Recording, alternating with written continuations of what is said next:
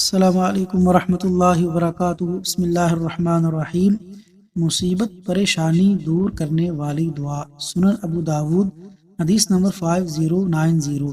حضرت ابو بکرہ رضی اللہ عنہ سے روایت ہے کہ رسول اکرم صلی اللہ علیہ وسلم نے فرمایا، پریشانی مصیبت میں مبتلا شخص کی دعا یہ ہے: اللہم رحمتک ارجو فلا تکلنی الی نفسی طرفت عین واصلح لی شأنی کلہ لا الہ الا انت۔ ترجمہ: اے اللہ، میں تیری رحمت کا امیدوار ہوں، مجھے لمحہ بھر بھی میرے نفس کے سپرد نہ کرنا، میرے حالات کی اصلاح فرما، تیرے سوا کوئی معبود نہیں۔